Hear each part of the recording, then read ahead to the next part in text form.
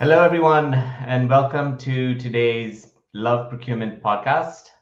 My name is Vishal Patel. I'm the SVP of Product and Customer Marketing at Ivalua, and really glad to be your host today for today's discussion. And I'm joined by Emilie Génin from Elkem, who is a Divisional Procurement Manager at Elkem, and she's gonna, tell us a little bit about her role and more about Elkem, so we understand the company, the business.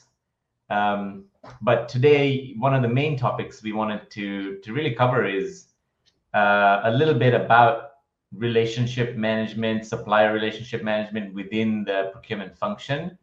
It's obviously a key part of what procurement professionals are doing day in, day out, both internally with the business, but also obviously externally with their suppliers. And it's no accident that many years ago the term SRM was introduced, supplier relationship management, kind of as a similar, opposite of CRM, customer relationship management. So it seems like we've come a little bit back to that world where it's important to build a strong foundation for supplier relationship management and what it takes today in today's kind of world, in today's technology-led world. What does it mean? So really glad to have Emilie join us. Maybe we'll just start off by, Emilie, if you just tell us a little bit about yourself and your journey at Elkem so far. Yes, thank you, Vishal, for having me today. I'm really glad to be here. So as you say, a Divisional Procurement Manager at Elkem. Over the past 7 years now, I've been dedicated to optimizing processes and managing contracts within the global procurement landscape. And before joining Elkem, I held various roles at Genin, France, including technical leader and key account manager. And this provides me a solid foundation in project management and client relations. I have a degree in chemical engineering from a French engineering school located in Toulouse, in France. And outside of work, I'm passionate about staying active and challenging myself. I am actually a triathlete, which means that I spend a lot of my free time swimming, cycling, and running. It's a great balance with my professional life. That's amazing. Triathlete. That's quite a challenging set of activities, and very that's really great to hear. Would you mind maybe just telling the audience that may not be familiar with Elkem a little bit about the company, the business? I know a little bit about it, being quite a leader in lowering carbon footprint and sustainability in general. But if you can just share, a little bit about the background of the company, that would be great. Yeah, sure. Not so easy because it's wide, but I would say, as it's written on the website, global leader in advanced silicone-based materials, which means that the company develops and produces silicones, silicone products, and carbon solutions. These materials are essential for innovations in electric mobility, digital communications, health and personal care, and sustainable cities, we said. Elkem, it's over 7,000 employees and 30 production sites worldwide. We are based at the forefront of innovation in the silicone-based material industry. For instance, we have introduced 100% recycled and solvent-free silicones, significantly reducing carbon footprint through advanced depolymerization technology. And we also developed a chemical recycling pilot unit in Saint-Fond in France to support the production of these sustainable products. So that's really great to understand a little bit about the company and the business. And you said you've been there for 7 years. From what we've talked about before, the team is pretty global. You mentioned you're French, but you work for a Norwegian company and you have suppliers all over the world and colleagues all over the world. So quite a, I'd say probably not a unique situation in procurement for many, but obviously in procurement you're having to deal with global suppliers. But maybe just taking a outside of the functional aspect of dealing with that, there's obviously a cultural aspect also. So what is it like to what has it been like for you to support and work across so many different cultures during your time at Elkem? I think that's the part I most appreciate in my role today, because it's both challenging and rewarding. So, because we work across cultural and we need a deep understanding of all the diverse perspective and communication styles, and we need to foster an environment of, I would say, inclusivity and respect, where every team member feels valued and heard.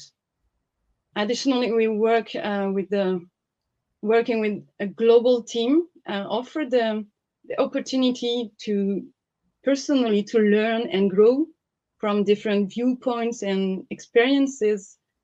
Yeah, it develops the work environments and drives innovation by bringing together a variety of ideas and solutions. Yeah, And no, that's it's also true for us at iValue here in working with people all over the world, and yeah, it definitely you get to learn a lot from the way others do things as well and incorporate that.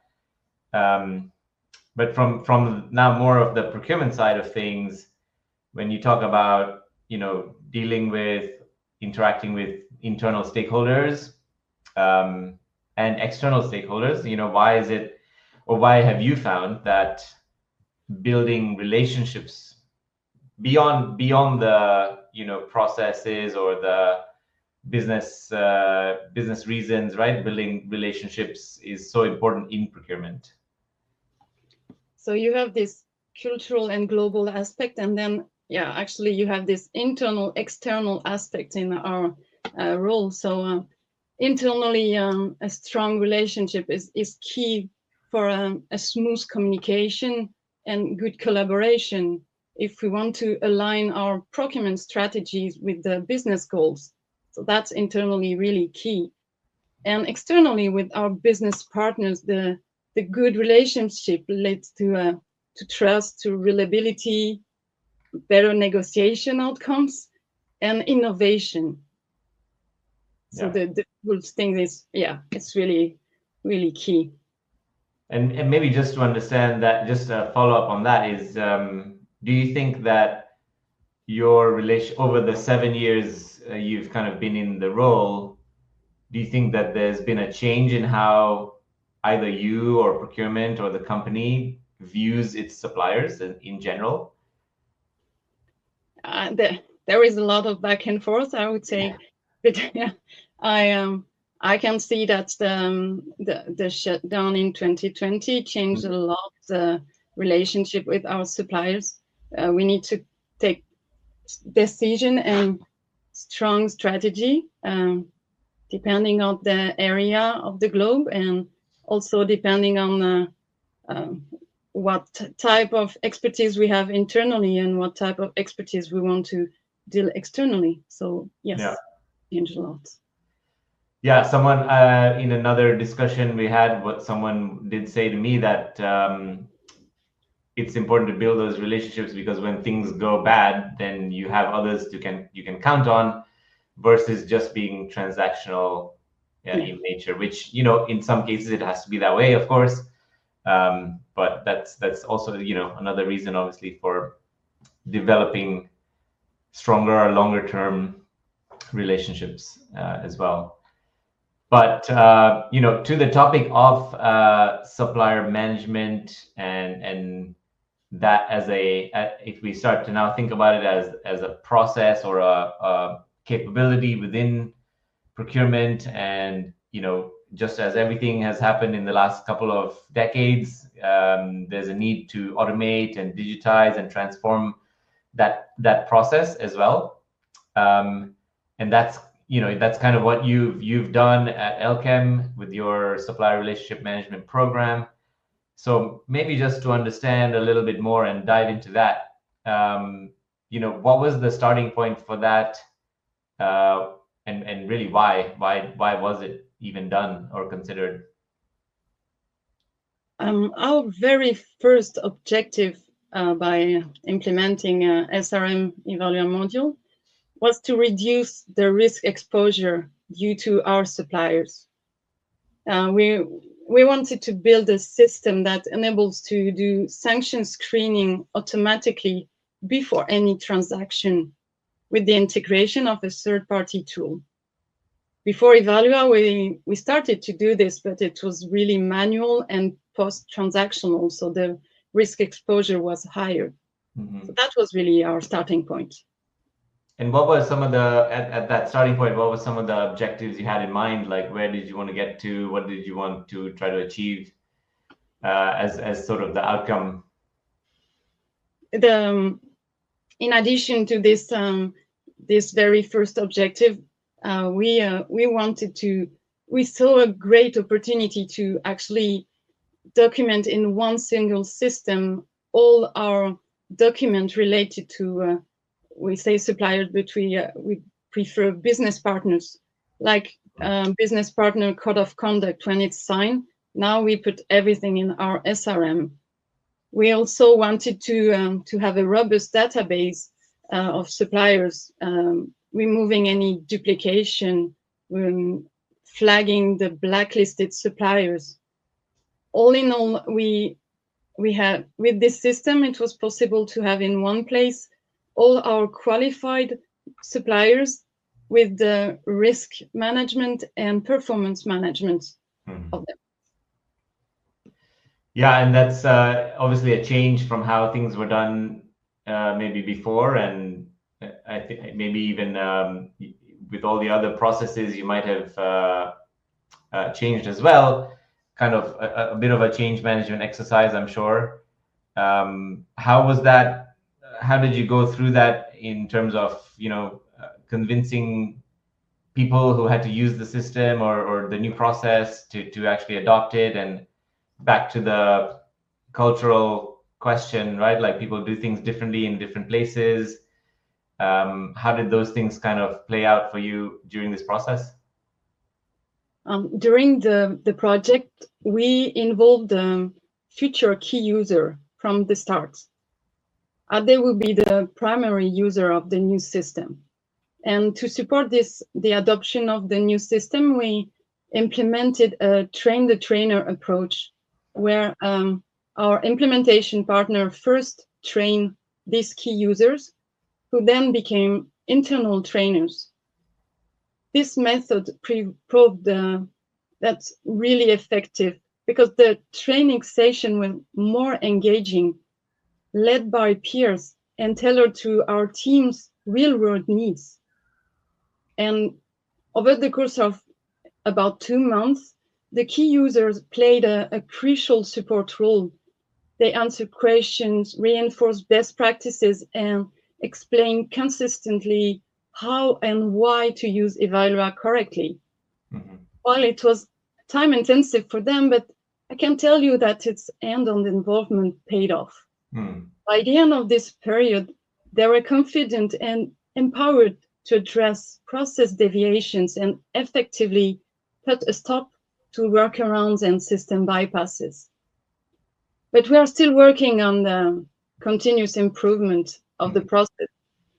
We work with our Elkem business system team, and we focus on 3 main areas today. Make sure again and again that the user understands the purpose and the value of Evalua, of the SRM. We want to reduce still the manual workload on Elkem personnel. We still have a lot. And we want to improve the accuracy of the master data. Yeah.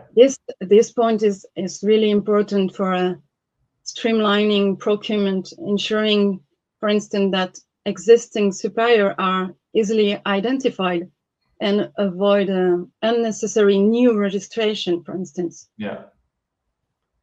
Yeah, and I've always felt that supplier management sometimes is like an afterthought for procurement in many, because you're focusing on sourcing and contracts and maybe procure to pay quite often, but then supplier management sometimes is like, left on its own a little bit.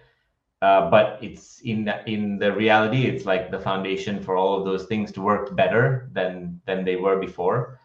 And that part you just mentioned, the supplier data, supplier master data, it's to me plays a pretty big role in either making all the other processes much more efficient or much more inefficient if it's outdated and bad data, right? So it's interesting, and I think that's the reason we are hearing more and more about supplier management capabilities and such. So it's really great that it would be interesting actually to know, like, so you have 7,000 employees, like how many suppliers does Elkem kind of work with in general? And I assume those are all around the world. And have you, how many, were you able to meet the goal in terms of onboarding suppliers and having them, engage engage with you through the system and so on? But is that something that you felt was successful for Elkem? It's a success globally. It's still a challenge every day.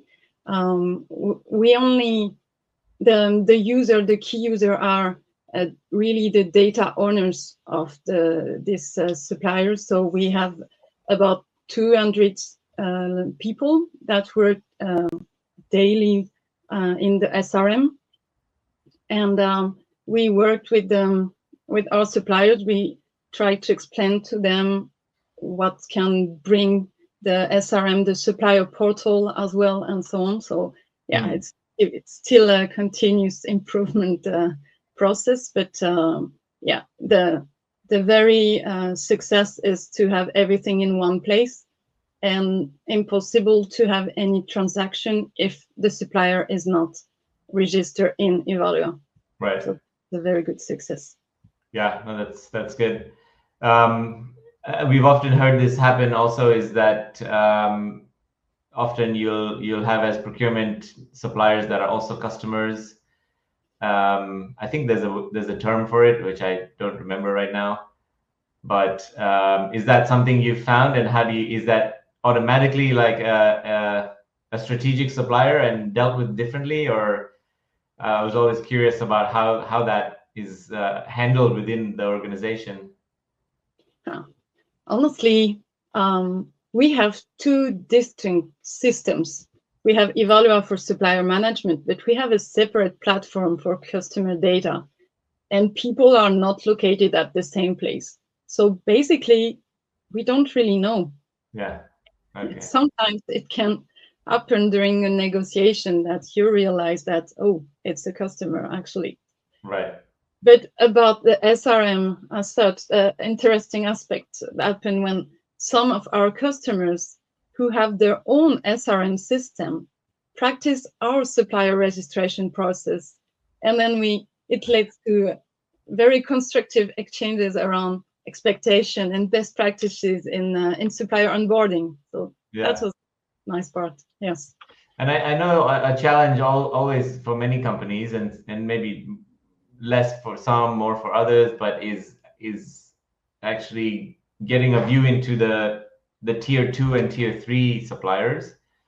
So how do I one, even identify my suppliers, and how do they identify their suppliers, and mapping the whole supply chain a little bit, and that's obviously still a challenge for many companies, just because it's very difficult, to get people to do that or to ask for that. Is that something you've looked at? Do you find that that's something that's worth, trying to address, or I just curious on your views on that? So I am procurement on indirect categories, but on the raw materials categories, the number of suppliers is lower. So they address that, but it's quite still manual and based on audit actually on site, and with our suppliers to really understand the supply chain is, it's not transparent as such yet. Yeah, it's quite a complex topic with different sites and locations, and how do you? Yeah, it's can be quite a topic. But maybe just to understand, also you mentioned risk management, performance management, also in your objectives, in your areas of improvement. Have you seen how should, if you had to tell someone else, right, that are thinking about doing the same thing, how have you seen the benefits of monitoring supplier risk, supplier performance? Because often it's not easy to quantify how you've avoided a risk, or how you turned a supplier's performance around. Like that's maybe easier to quantify, but how should people maybe think about the benefits of supplier risk, supplier performance specifically, and maybe what have you seen in your own business? First of all, we try to clarify what is a supplier risk compared to a supplier performance, because that was quite not that easy when we build the SRM to say, okay, what type of criteria we put in the supplier risk, what type of risk, and in performance. So we decided that risk is impartial, public, you can find it anywhere. And performance, it's more linked to our business in Elkem, our relationship with our business partner, and so on. So that was the first thing. Yeah. And so I would say supplier risk, quite easy to align everyone based on country, based on public index. That it's updated periodically. Internally, we are still working on it because performance needs to be aligned across a global company. We have some local quality manager that already worked on that. So yeah, you need to understand from a country to another, what are the risk from production as well to another, the risk with the, no, not the risk, but the performance of a supplier can be seen as different. So we are still working on that, and not to have a too long list of questions, because then the supplier will just feel tired and will not answer to all questions. So yeah, it's still a challenge. Yeah, and I know on the risk side, when people maybe want to make a business case for supplier risk or something, it's often linked to improving compliance or regulatory fines and penalties and avoiding that, which sometimes, depending on the business and the region, like can be significant. So I think that's usually what ends up happening. But also, then are you doing business? Are you transacting with a supplier that's risky? Then it's then it obviously gets even more strict.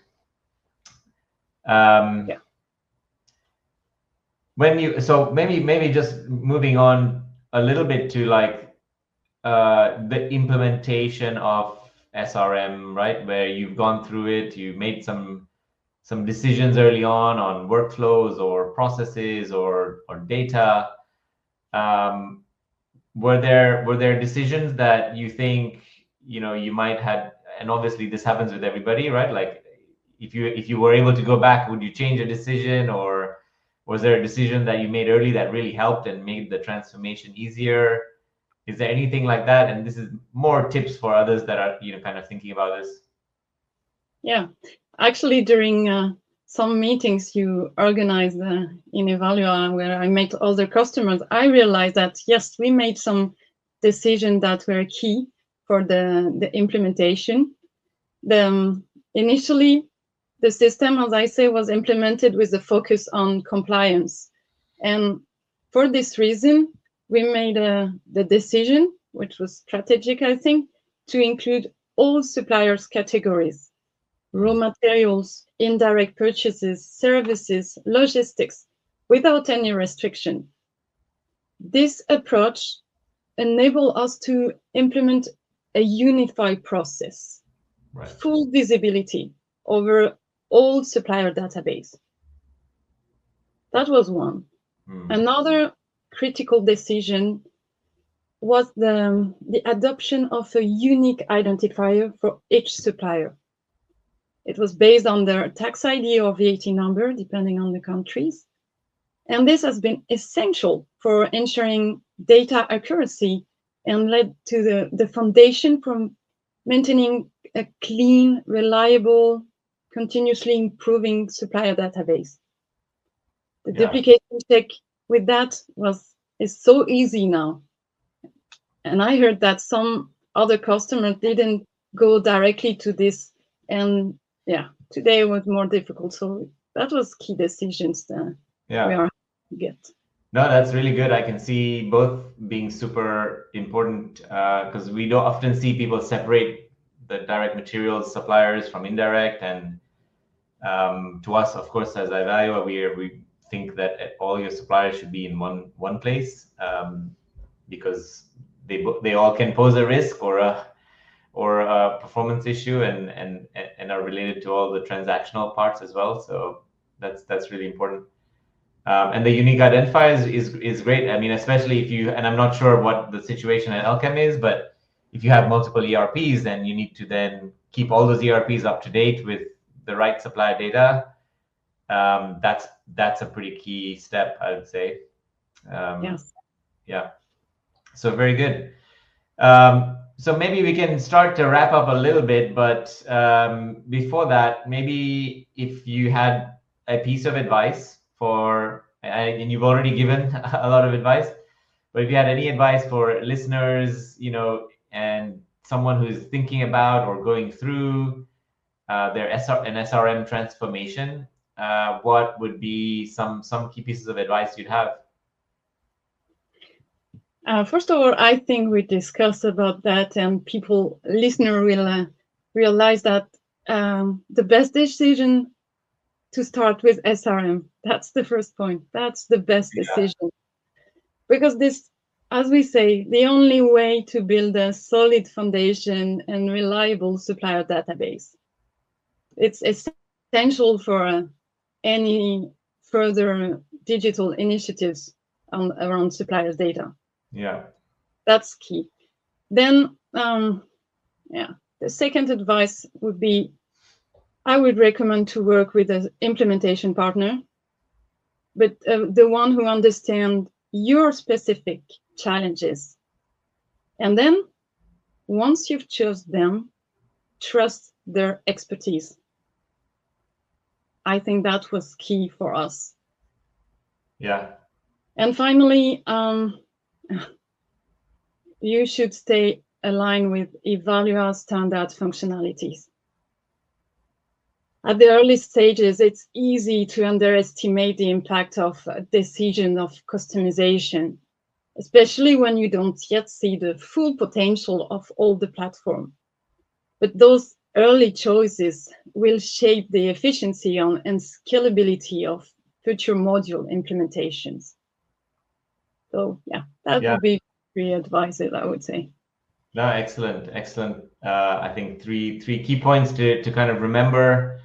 I love the first one, starting with SRM. I think that's as you said, is maybe the most important step you take, because if you start somewhere else, you will always have to come back to SRM. And by then, certain decisions have been made, certain things are working in a certain way, and you don't have the ability to then control that journey throughout SRM or the life cycle. So I would say, that's one I'd definitely concur with. But Emilie, thank you so much for your time. I think this was a really great conversation. Hopefully we can have you back on the show again and learn from you more in your next phase of your journey, or maybe your next triathlon, which I'm sure you're doing sometime soon in the summer probably. But really great to have you, and thank you so much for joining us. Thank you, and I'd be happy to connect and continue the conversation on LinkedIn. Yes. If someone wants to find you, LinkedIn is the best place. Is that right? Yeah. I think so. Excellent. Thank you Thank so you, much. Vishal.